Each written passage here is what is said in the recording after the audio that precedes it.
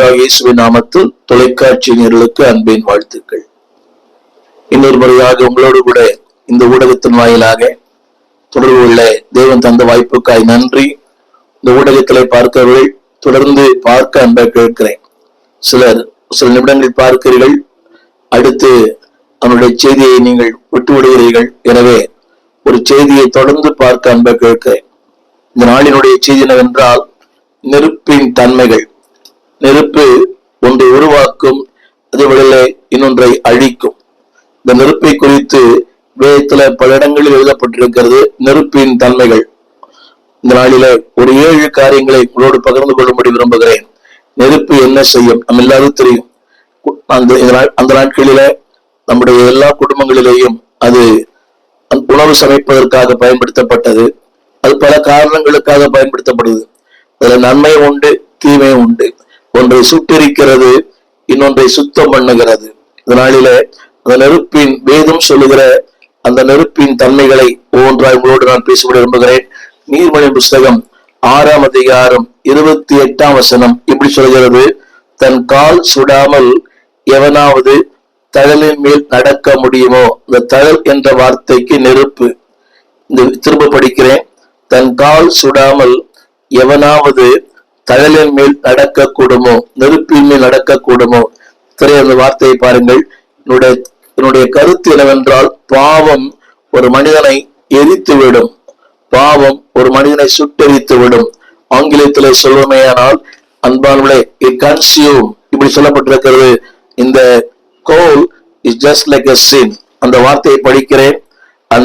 அதாவது அந்த கால் சுடாமல் எவனாவது, அவனுடைய கருத்து என்னவென்றால், அன்பானவர்களே, பாவத்தை இன்றைக்கு மனிதர்கள் பச்சை தண்ணீரை போல குடிக்கிறார்கள். வயதுக்கேற்ப. பாவத்திற்கு வயது வரம்பே இல்லை. அவர்களுக்கு தெரியவதில்லை, இது ஒரு நாள் அவர்களை சுட்டெரித்து விடும். வேதம் சொல்கிறது, தன் கால் சுடாமல். அந்த வார்த்தையை கோடிட்டு சொல்ல விரும்புகிறேன். பாவம் என்பது ஒரு நெருப்பை போன்றது. சொல்றேன் இல்லையா? நெருப்போடு விளையாடாதீங்க. இன்னைக்கு அநேகர் they are playing with the coal. நெருப்போடு கூட தான் அவர் விளையாடுகிறார்கள்.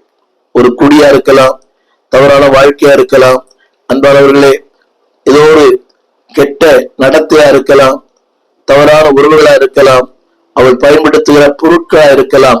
இதெல்லாம் என்னை கேட்டுக்கொண்டு அன்புடைய பிள்ளையே, whatever you are doing is just like a goal. அது உன்னை ஒரு நாள் சுட்டெரித்து விடும். அதுல சொல்லப்பட்டிருக்கிறது, கால் சுடாமல். அதாவது அது சின்ன சூடு இல்லை, அது ரொம்ப பெரிய சூடு. வேதம் சொல்கிறது.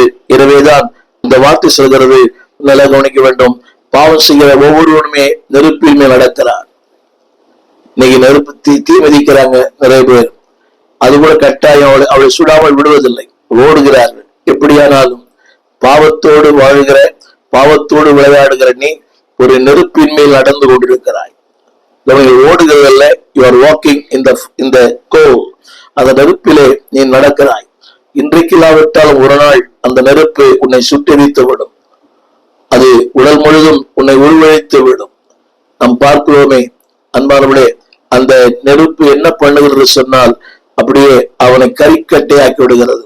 உருவம் மாறுகிறது, எல்லாமே மாறுகிறது. அழகான உருவம் இன்றைக்கு அழகற்ற உருவம், ஒழுங்கான உருவம் ஒழுங்கற்ற உருவம். என்னை கேட்டுக்கொண்டிருக்கிற அன்பு வாலிப தம்பி, வாலிப தங்கச்சி, டோன்ட் வாக் இன் த கோல். நீ பாவத்தோடு வாழ்கிற நீ ஒரு நெருப்பின் மேல் வாழ்ந்து கொண்டிருக்கிறாய். நீ நடப்பதெல்லாம் ஒரு அக்கினி தழல். அது உன்னை வாழ வைக்காது, உன்னை சுட்டெரித்து விடும். நாளில ஆவியானவர் உங்களோடு பேசுகிறார். எனவேதான் நீதிமொழி புஸ்தகத்திலே, என் மகனே, 6, 7, 8 நீதிமொழி புஸ்தகம் 6ஆம் அதிகாரம் 7ஆம் அதிகாரம் 8ஆம் அதிகாரம் ஆரம்பிக்கும் போது இப்படி ஆரம்பிக்கிறது: என் மகனே, என் போதகத்தை கேள், என் போதகத்தை அசட்டை பண்ணாதே. இன்றைக்கு அநேகர் ஆண்டுடைய வார்த்தை அசட்டை பண்ணுகிற மக்கள் ஏராளம். திருச்சபையில கூட காலகாலமாய் சபைக்கு வருகிறார்கள், இன்னும் பாவத்தை விடவில்லை, இன்னும் அசுத்தத்தை விடவில்லை, இன்னும் தவறான பழக்க வழக்கங்கள் விடவில்லை. திரும்ப சொல்லுகிறேன், யூ ஆர் வாக்கிங் இன் த கோல். அந்த அக்கினி தள் நீ நடக்கிறாய். இன்றைக்கு இல்லாயிலும் ஒரு நாள் அது உன்னை சுட்டெரித்து விடும், உன்னை சாம்பலாக்கி விடும். எனவே பி கேர்ஃபுல். அந்த நெருப்பு பல நன்மைகளை தருகிறது. அதை நான் சொல்ல விரும்புகிறேன். அடுத்த வார்த்தை, அன்பார்களே, அதே வேளையில இந்த வார்த்தை எப்படி சொல்லுகிறது? 26ஆம் அதிகாரம் நீதிமொழிகள் 21ஆம் வசனம். அவருடைய தீமைகள் என்ன? கரிகள் தழலுக்கும் விறகு நெருப்புக்கும் ஏதுவானது போல வாதுப்பிரியன் சண்டைகளை மூட்டுவதற்கு ஏதுவானவன். என்னுடைய கருத்து என்னவென்றால், அன்பானவர்களே, அதுல சொல்லப்பட்ட வார்த்தை வாக்குவாதங்கள். திரும்ப படிக்கிறேன். கரிகள் தழலுக்கும் விறகு நெருப்புக்கும் ஏதுவானது போல வாதுப்பிரியன் சண்டைகளை மூட்டுவதற்கு. இந்த தழல் என்பது வாக்குவாதம். இன்னைக்கு அனைவரும் நினைக்கிறாங்க இந்த வாக்குவாதம் பண்ணுகிற எல்லாருமே வெற்றி பெறுவார்கள். நினைக்கிறாங்க நான் வெற்றி பெற்று விட்டேன். சில பேரோட பேச்சு ஜெயிக்கவே முடியாது. அவங்களுடைய பேச்சு நீங்க ஒரு வார்த்தை கேட்பதற்கு ஒன்றாக 1000 பதில்கள் ஆயத்தமாயிருக்கும். பேசவே முடியாது. அங்க எங்கதான் போய் அதை படிப்பாங்கன்னு தெரியல. எக்ஸலண்ட். அதாவது அந்த வாக்குவாதத்துல ரொம்ப திறமசாலிங்க. ஆனா ஒரு பேரும் சொல்கிறது, அன்பானவர்களே, அது என்ன செய்ய தெரியுமா? அது நெருப்புக்கு ஏதுவாகும். அதாவது வாக்குவாதம் பண்ணுகிற உங்களை ஒரு நாள் அந்த நெருப்பு சுட்டெரித்து விடும். அதாவது சுட்டெரித்து விட மட்டுமல்ல, அன்பானவர்களே, அது உங்கள் வாழ்க்கையில போராட்டங்களையும் சண்டைகளையும், அந்த வார்த்தை படிக்கிறேன், சண்டைகளை மூட்டுவதற்கு ஏதுவான். அதாவது ஆரம்பத்துல புகையும் அப்பொழுதான் தீப்பற்றி எரியும். எனவே என்னை கேட்டுக்கொண்ட அன்புடைய பிள்ளையே, இன்னைக்கு நீ நினைக்கலாம், ஒருவேளை அன்பானவர்களே, நீங்க அதுல ஒரு வார்த்தை வாது பிரியன் நிறைய பிரியர் இருக்காங்க உலகத்துல. சாப்பாட்டு பிரியர்கள், தூக்க பிரியர்கள். ஆனா இது வாது. அதாவது இவர்கள் சண்டைகளை உண்டு பண்ணுவதற்கென்றே விரும்புகிறார்கள். சில பேர் பார்த்திருப்பீங்க. அதுக்கு ரெடி. அதுக்கு சில குறிப்பிட்ட நபர்கள் இருப்பார்கள். ஒரு பிரச்சனை, இவன் போன் பண்றான், 10 பேர் வராங்க. அவள் எல்லாரும் வாது பிரிய சண்டை போடுறதுக்குன்னு ஆயத்தமா இருக்கிறவங்க. குடும்பங்களோட பாக்குறோம். ஒரு கேள்வி கேட்டா ஓராய் பதில் சொல்கிற மனைவி இருக்கிறாங்க. அதே போல கணவர்கள் கூட. அன்பாவளே, இன்னைக்கு அவளுக்கு புரியல, அவர்கள் இந்த சண்டை பிரியர்கள். அந்த வாழ்க்கை எப்படிப்பட்ட வாழ்க்கையாம்? வேதம் சொல்லுகிறது, அன்பாவளே, நெருப்புக்கு ஏதுவானது. ஒருவேளை நீங்கள் அதை கேட்காமல் இருக்கலாம். அதாவது நெருப்புக்கு ஏதுவாக அது என்ன செய்யும்? இது கன்சியூம். அது உங்களை ஒன்றுமில்லாமல் ஆக்கிவிடும். எனவே முடிந்த அளவுக்கு தேவ பிரியராயிருங்கள். சண்டை பிரியா இருக்க வேண்டாம். இந்த வாக்குவாதம் பண்ணுகிற பிரியா இருக்க வேண்டாம். நீ என்ன நினைக்கிறாங்களா எல்லாரும்? அதற்கு பதில் சொல்லாவிட்டால் என்னுடைய தன்மானம் போய்விடும். இல்லை, பதில் சொல்லாவிட்டால் உன் தன்மானம் உயரும். வேதம் சொல்கிறது, பேசாதிருந்தால் மூடனும் ஞானி ஆவான். நீ நிறைய பேர் பேசியே கெடுத்துறாங்க. ஒருவர் உங்களை இதொன்னு சொல்லுகிறார், அமைதியா இருக்கிறதுல தப்பே இல்லை. ஆனா இப்படி நினைக்கிறாங்க, அந்த மௌனம் நான் பண்ண தவறுக்கு சம்மதம் என்று. அதல்ல, உங்களுடைய மௌனம் அன்பானவர்களே உங்களை இன்னும் உயர்த்தும். இதைத்தான் நேச 50 வாசிக்கிறோம். அவரு வாய் திறவாமல் இருந்தார். நீங்க பாருங்க, திறந்த வாயை மூடுறதே இல்லை. முடிந்து போன கதை, அற்பமான கதை, அற்பமான காரியங்கள். ஆனா வாயை திறந்தா மூடுறதே இல்லை. என்னை கேட்டுக்கொண்டு அன்புடைய பிள்ளையே, நீ வாது பிரியனாய் அல்ல, தேவ பிரியனாய், வசன பிரியனாய் இருங்க. நீ வசனத்தை ரசிக்கிற மக்கள் மிக குறைவு. ஒரு நாளும் சொல்லுகிறேன், இந்த கட்டுக்கதைகளை கேட்கிற மக்கள் ஏராளம். இந்த ரீல்ஸ் இதெல்லாம் பார்த்துட்டே இருக்கிறாங்க. ஆயிரக்கணக்கான மக்கள் அதை சத்தியத்தை கேட்பதற்கு மக்களுக்கு விருப்பம் இல்லை. அதனாலதான் நீங்கள் வாது பிரியரா அல்ல, பணப்பிரியனாய் அல்ல, போதன பிரியனாய் அல்ல, வசன பிரியனாய் மாறுங்கள். உங்கள் பெயர் நீங்கள் மதித்தாலும் உங்கள் போதனம் சொல்ல வேண்டும், இவன் வசனத்தில் பிரியமாயிருந்தவன், இவள் வசனத்திலே பிரியமாயிருந்தவள். வசனத்தின் மேல் பிரியமாயிருங்கள். நீங்கள் மரித்தாலும் பேசப்படுவீர்கள். அடுத்து அன்பார்களே, இந்த நெருப்பினுடைய அடுத்த தன்மை என்னவென்றால், புலம்பலின் புஸ்தகம் 4ஆம் அதிகாரம் 8ஆம் வசனம், புலம்பல் 4:8. இந்த நெருப்பு என்ன செய்யும் என்றால், இப்பொழுதோ அவருடைய முகம் கரியிலும், அந்த கோல், இந்த கரியை பற்றி தான் பேசுறேன். கோல் அது என்ன செய்யும்? கருத்து போகும். வீதிகளில் அறியப்பட்டார்கள். அவர்கள் தோல் அவர்கள் எலும்புகளோடு ஒட்டி கொண்டு காய்ந்த மரத்திற்கு ஒப்பாகும். ஒன்றாக விளக்க விரும்புகிறேன். அதாவது அவருடைய முகம் கரியிலும் கருத்து போகும். ஆரம்பத்துல சொன்னேன், பாவம், தேவனுக்கு விரோதமான காரியங்கள். அது என்ன செய்யும் தெரியுமா? உங்கள் முகத் தோற்றத்தையே மாற்றிவிடும். நீ பாருங்கள், பாவம் செய்கிற முகத்தை பார்த்தாலே தெரியும், கொடூரமானது. அதுல ஒரு அதாவது பாவம் செய்கிற முகத்தை பார்த்தாலே தெரியும். என் பக்தன் சொன்னார், நான் விழிக்கும் போது உங்களுடைய சாயலால் திருப்தியா. அந்த தேவனை ஜெபிக்கிற மக்களுடைய முகமும் தெரியும், இந்த பாவம் செய்கிற மக்களுடைய முகமும் தெரியும். உடனே மேக்கப் போட்டா தெரியாது. ஆனா திருமறை சொல்லுகிறது, அவருடைய முகம் இப்பொழுதோ கரியிலும் கருத்து போயிற்று. நீ பாவத்தோடு கூட போராடுவாயானால், தமிழ் அழகா எழுதுகிறது, கரியிலும் கருத்து போகுமா. கரியே அதுவே அந்த கரி தொண்டி ஒரு கருப்பு தான், ஆனா அதிலும் அது கருத்து போகுமா. அப்படின்னா அர்த்தம் தெரியுமா? உங்களுடைய வாழ்க்கை மாறும், உங்களுடைய எண்ணங்கள் மாறும். இப்படி சொன்னா, it affect the whole your personality, mentally, spiritually, financially. அது உன்னுடைய மனதை, உன் சிந்தையை, உன் சரீரத்தை, உன் பொருளாதாரத்தை, உன் குடும்ப கௌரவத்தை கெடுத்து விடும். கவனியுங்கள், அந்த கரியினுடைய தன்மை தான். அது என்ன செய்து சொன்னால், கரியிலும் உன் முகம் கருத்து போகும். Don't play with the sinful nature.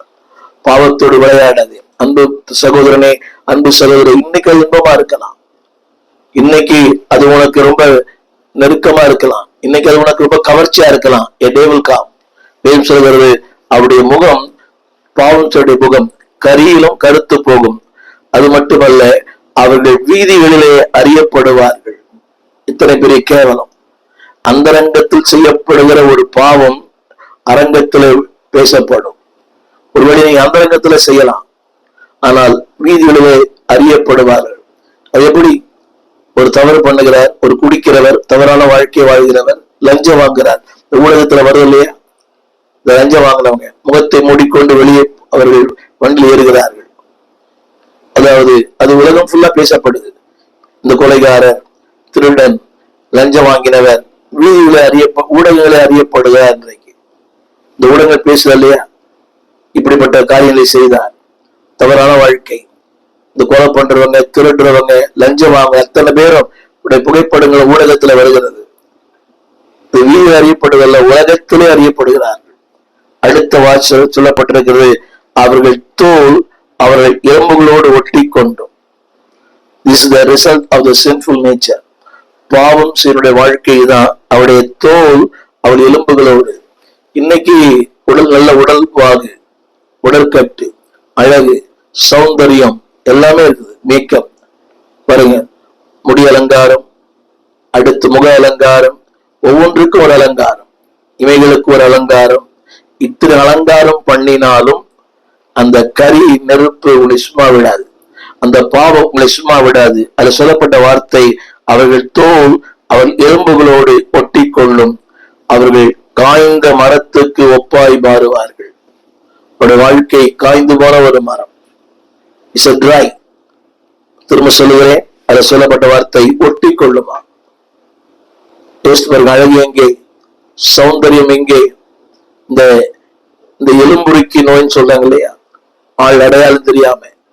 அது மட்டுமல்ல, அவருடைய வாழ்க்கை காய்ந்த மரத்திற்கு ஒப்பம். ஒரு காலத்துல பசுமையா இருந்தாங்க, ரொம்ப செழிப்பா இருந்தாங்க, பார்ப்பதற்கே கவர்ச்சியா இருந்தாங்க, வெரி அட்ராக்டிவ். இன்னைக்கு பாவம் உன்னை காய்ந்த மரத்துக்கு ஒப்பாய் மாற்றிவிடும். நண்பு பிள்ளையே, don't run after sinful life. பாவத்தோடு ஓடாதே, பாவத்துக்கு பின்னாலே ஓடாதே. உன் வாழ்க்கை காய்ந்த மரமாய் மாறிவிடும், யாருக்குமே பயன்படாது.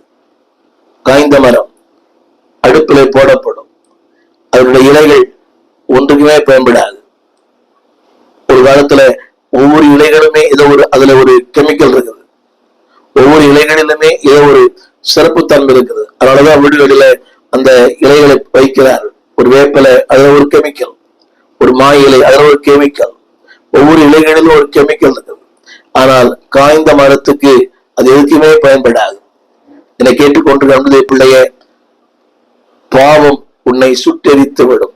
முதலீஸ்வரன் அந்த நெருப்பின் தன்மை, இந்த கரி நெருப்பின் தன்மை என்ன செய்யும்? உன்னை சுட்டெரிக்கும், உன் வாழ்க்கையை நடக்க கூடாதபடி மாற்றும். It may be inactive, paralyse, நடக்க கூடுமோ நடக்க முடியாதபடி மாற்றிவிடும்.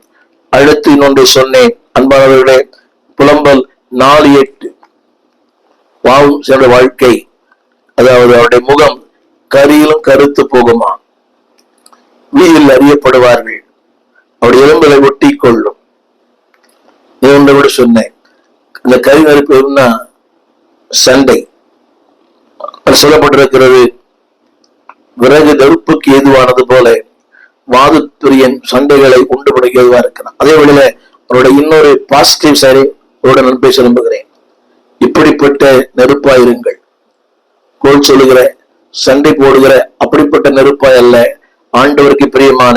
அதுல ஒரு வார்த்தை உன்னத பாட்டு புஸ்தகம் 8ஆம் அதிகாரம் 6ஆம் வசனம். அந்த வார்த்தையை சொல்லுகிறேன், நீ என்னை உம்முடைய இதயத்தின் மேல் முத்திரையை போலவும் உம்முடைய புயத்தின் மேல் முத்திரை போல வைத்துக் கொள்ளும்.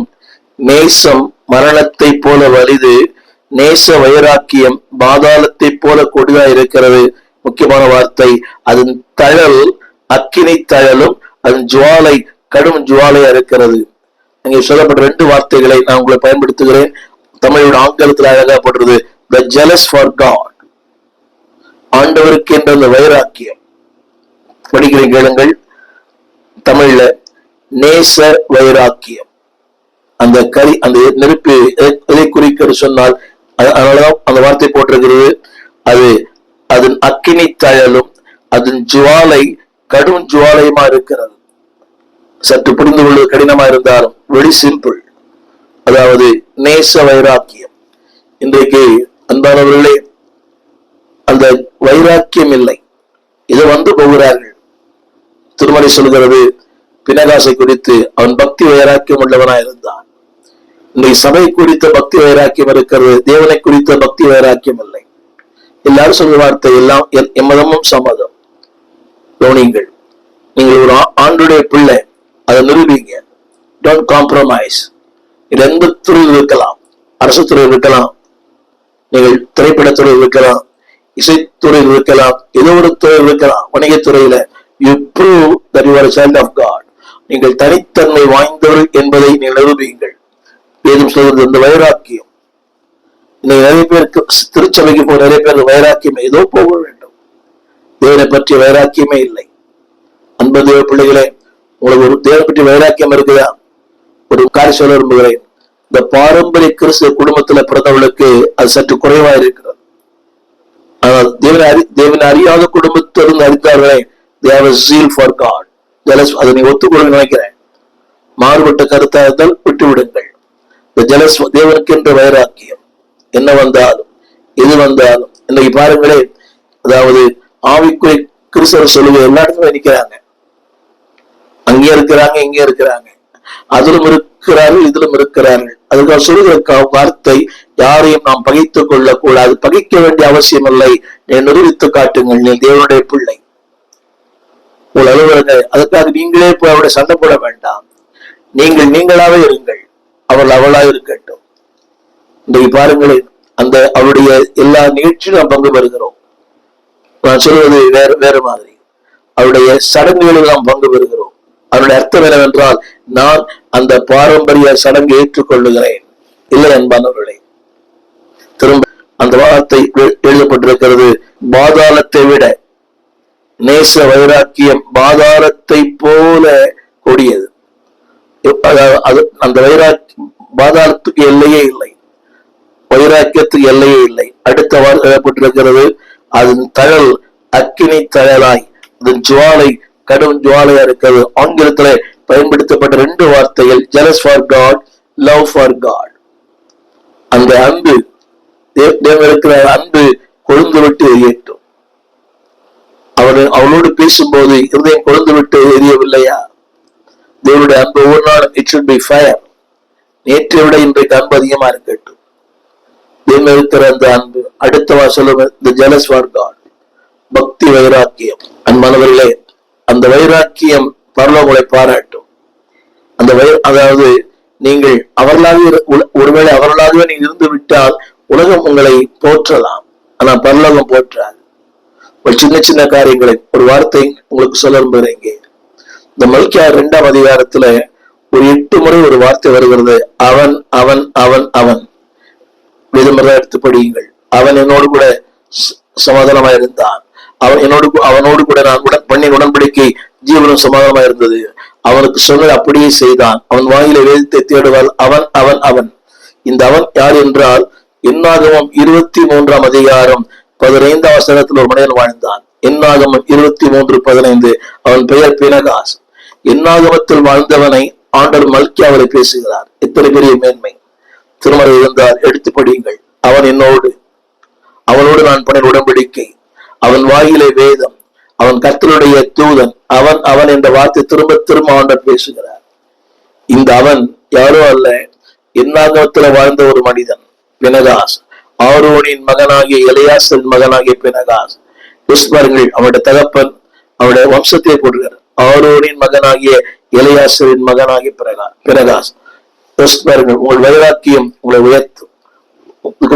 சொன்னேன், உங்கள் பாவங்கள் வீதியில் அறியப்படும், உங்கள் வைராக்கியம் பரலோகத்தில் அறியப்படும். உங்கள் பாவங்கள் வீதியில் அறியப்படும், ஆனால் உங்கள் பக்தி வைராக்கியம் பரலோகத்தில் அறியப்படும். எனவே அறியப்பட்ட மக்களாய் நீங்கள் வாழ தேவனால் இந்த உலகத்தில் அறியப்படுவது முக்கியம் அல்ல, தேவனால் அறியப்படுவது முக்கியம். பலமுறை சொல்லியிருப்பேன், இங்க அறியப்படாதவர்களாயிருங்கள், அங்கே அறியப்பட்டவர்களாயிருங்கள். இங்க அன்னோனா இருங்க, அங்க வெல்னோனா இருங்க. அடுத்து நெருப்பினுடைய அந்த கரி நெருப்பினுடைய தன்மை என்னவென்றால், ஏசாயா 6 அதிகாரம் 6 வசனம், அது உங்களை ஒரு நாள் சுத்தம் பண்ணும். It cleanses you every day. ஏசாயா புஸ்தகம் 6 அதிகாரம் 6 வசனம். அப்பொழுது சேராபீன்களில் ஒருவன் பலிபீடத்திலிருந்து தன் கையிலே பிடித்து குரட்டால் ஒரு நெருப்பு தழை எடுத்து என்னிடத்துல பறந்து வந்து என் வாயை தொட்டான், நான் சுத்தமானேன். இது ஏசாயா சொல்லுகிற ஒரு வார்த்தை. அவன் சொன்ன வார்த்தை, அசுத்த உதவுள்ள மனுஷன் நான். இந்த வார்த்தை படிக்கிறேன். அந்த நெருப்பு தழல் என்னிடத்துல பறந்து வந்தது, என்னை தொட்டான். அவன் சொல்கிறான், நான் அசுத்த உள்ள மனுஷன். அது என்ன செய்ய தெரியுமா? அந்த நெருப்பு, அந்த அந்த தேவனுடைய அந்த நெருப்பு, உலகத்து நெருப்பு உங்களை கருவிருத்து விடும், ஒன்றுமில்லா ஆக்கிவிடும். ஆனால் the fire of God, அந்த God's coal, தேவனுடைய அந்த நெருப்பு தழல் என்ன செய்யும் என்றால், உங்கள் வாழ்க்கையை மாற்றும், உங்கள் நிலைகளை மாற்றும், உங்கள் இல்லாமையை மாற்றும், வெறுமையை மாற்றும். அதனால் நீங்கள் யார் என்பதை உங்களுக்கு உணர்த்தும். இந்த வார்த்தை படிக்கிறேன். என்னிடத்தில் பறந்து வந்து, ஏசாயா 6:7, என் வாயை தொட்டார், என் உதடுகளை தொட்டார், என் அக்கிரமம் நீங்கி என் பாவம் நிவர்த்தியானது. எத்தனை பெரிய வார்த்தை! அந்த அந்த தேவனுடைய அந்த அக்கினி, அந்த நெருப்பு தழல், அந்த அந்த நெருப்பு என்ன செய்ய தெரியுமா? உன்னை தொடுவது மட்டுமல்ல, உன் அக்கிரமம் நீங்க பண்ணும், உன் பாவம் நிவர்த்தி ஆகும். The coal will cleanse your life. ஒரு நாளும் அன்பானவர்களே, முதல் 3 அழித்து விடுகிறது, அடுத்த 3 உங்களை ஆக்குகிறது. நீங்கள் அழிக்கப்படுகிற ஒன்றுக்கு உடன்படாமல் உங்களை உருவாக்குகிற ஒரு அக்கினி தழலோடு வாழுங்கள். இது உங்களை உருவாக்கும். அடுத்த வார்த்தை நான் சொல்ல விரும்புகிறேன். 2 சாமுவேல் புஸ்தகம் 14 அதிகாரம் 7 வசனம்.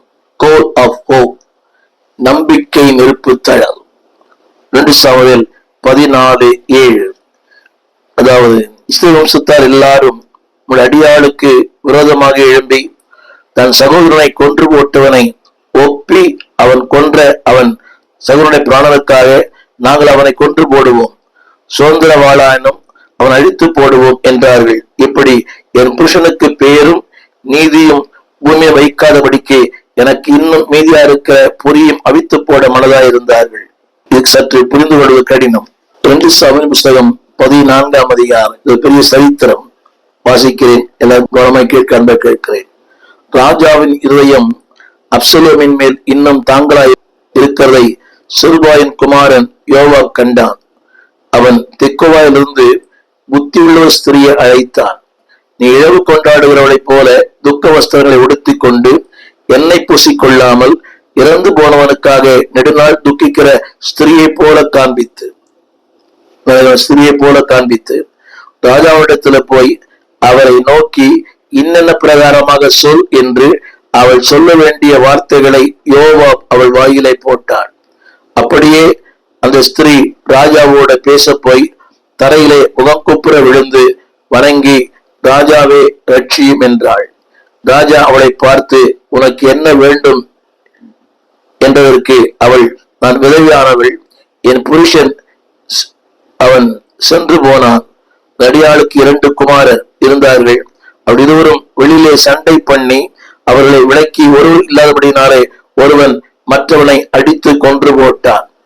அடுத்த முக்கியமான வார்த்தை, எல்லாரும் உடைய அடியாளுக்கு விரோதமாக எழும்பி தன் சகோதரனை கொன்று போட்டவனை ஓப்பி, அவன் கொன்ற அவன் சகோதரனுடைய பிராணனுக்காக நாங்கள் அவனை கொன்று போடுவோம், சுதந்திரவாள் ஆயினும் அவன் அழித்து போடுவோம் என்கிறார்கள். இப்படி என் புருஷனுக்கு பேரும் நீதியும் பூமியின் மேல் வைக்காதபடிக்கு எனக்கு இன்னும் மீதியா இருக்கிற பொறியும் அவித்து போட மனதா இருக்கிறார்கள். அதை கவனிக்க வேணும். மீதியா இருக்கிற அந்த நெருப்பு தழல். அவர் சொல்ற வார்த்தை, எனக்கு இருக்க ஒரே ஒரு நம்பிக்கை தான், மீதியா இருக்கிற ஒரு பொறியும் அவித்து போட மனதா இருக்கிறார்கள். நான் சொல்ல வந்த வார்த்தை நம்பிக்கையின் தழல். அந்த வார்த்தை திரும்ப படிங்க. எனக்கு இன்னும், அவள் சொல்லும்படியாய் சொல்லப்பட்டாள். அவள் சொன்ன ஒரு வார்த்தை, எனக்கு இன்னும் மீதியா இருக்கிற ஒரு பொறி அவித்து போட மனதா இருக்கிறார்கள். எனக்கு குறிப்பிட விரும்புகிற வார்த்தை the coal of hope, ஒரு நம்பிக்கை. ராஜா அந்த ஸ்திரீயை பார்த்து, நீ உன் வீட்டுக்கு போ, உன் காரியத்தை குறித்து உத்தரவு கொடுப்பேன் என்றாள். அதனாலே இது நீங்கள் படித்திருக்கலாம், ஒருவேளை புரியாமல் இருக்கலாம். அந்தாவளே இந்த அக்கினி உடைய வாழ்க்கையில நம்பிக்கை தரும். ஆரம்பத்தில் சொன்ன ஒன்று அழிக்கும், இன்னொன்று ஆற்றலை தரும். ஆனால் இந்த கோல், அந்த நெருப்பு தழல் நம்பிக்கை தரும். அவர்தான், வசனம்தான் நெருப்பு.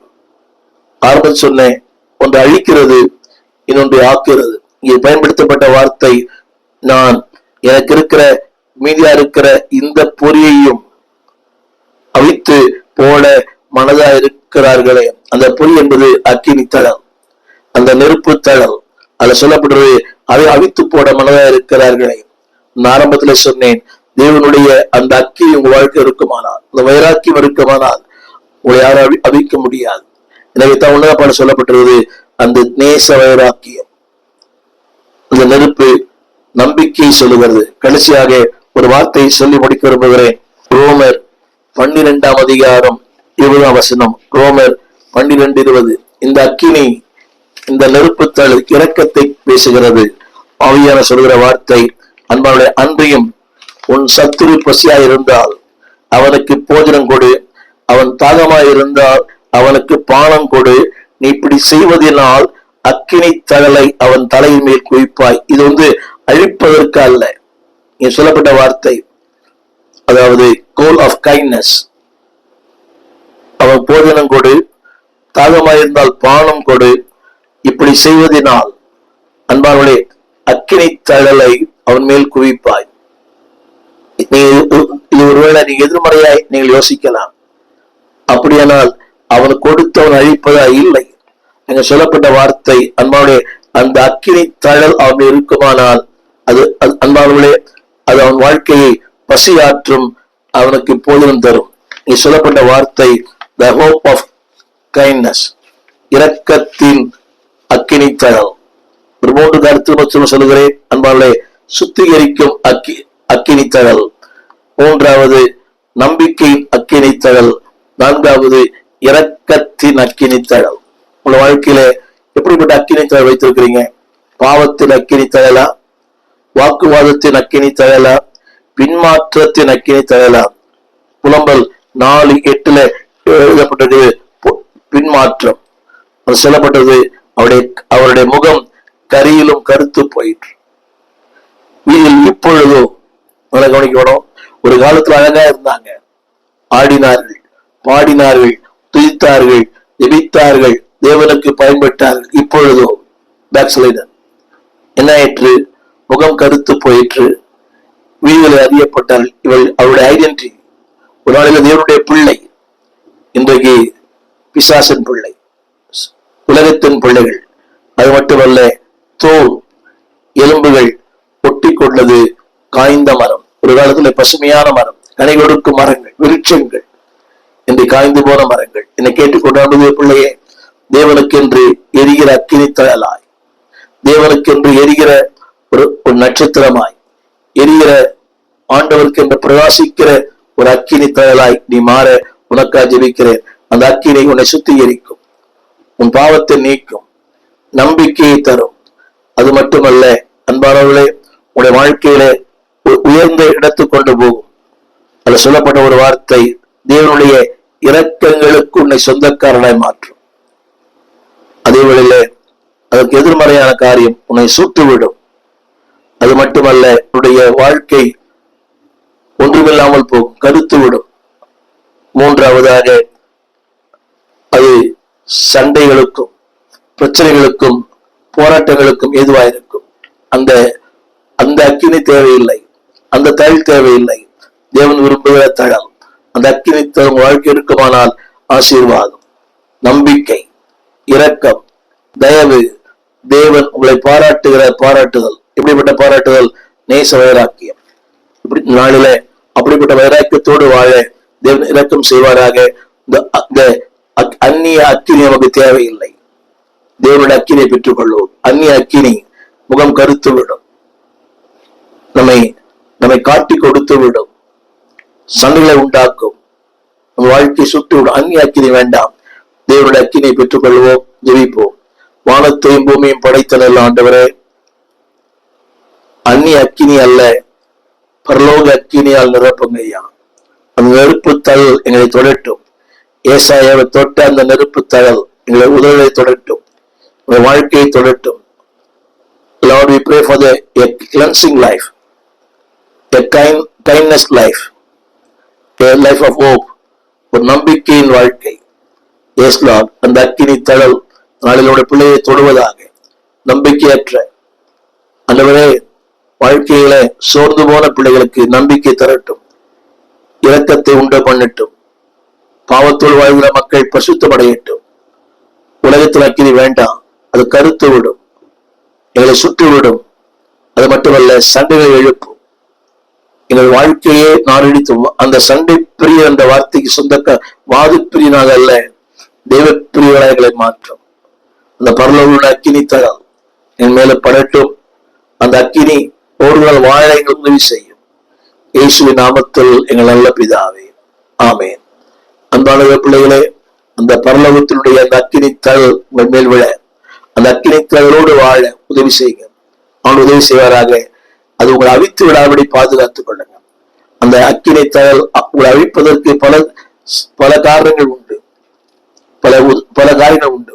உலகம், சத்துரு, பிசாசு, உணர்ச்சிகள், இட் வாண்ட்ஸ் டு quench, அவித்து போட பல காரியம். பெருமை, ஆணவம், அகங்காரம், உலக பிரகாரமான எண்ணங்கள் ஒன்றும் அதை அவித்து போடாதபடி தேவனுடைய அக்கினியோடு வாழ அர்ப்பணியுங்கள். இந்த செய்தி உங்களுக்கு பிரயோஜனமா இருந்தால் அடுத்தவர்களுக்கு அனுப்புங்கள். இந்த செய்தி குறித்த கருத்துக்களை எங்களோடு பகிர்ந்து கொள்ளுங்கள். இந்த ஊழியங்களுக்காக ஜெபியுங்கள். இப்படிப்பட்ட பல தொலைக்காட்சிகளில நிகழ்ச்சிகள் ஒளிபரப்பப்படுகிறது. ஜெபியுங்கள். எங்கள் திருச்சபை 65 பரமானந்த முதலித்தரு 7 கிணறு ஸ்டான்லி மருத்துவமனை பக்கத்துல.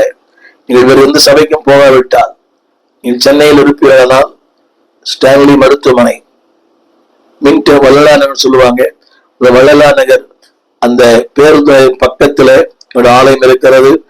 காலை 8 மணி, ஞாயிற்றுக்கிழமை 8 மணி, மாலை 6:30 மணி. வாருங்கள், கர்த்தருடைய வார்த்தையை கேளுங்கள், ஆசீர்வாதம் பெறுங்கள். God bless you. எங்கள் விலாசம் போதகர் ஸ்டீஃபன் தேவகுமார், திறந்த வாசல் சபை, நம்பர் 65, பரமானந்த தெரு, 7 கிணறு, சென்னை 600001. தொடர்புக்கு 9841839287. மேலும் 04443183330. எங்கள் மின்னஞ்சல் stephenopendor@gmail.com. எங்கள் தேவ செய்திகளை யூடியூப் சேனலில் பார்த்து பயனடையுங்கள். தேவன் உங்களை ஆசீர்வதிப்பாராக.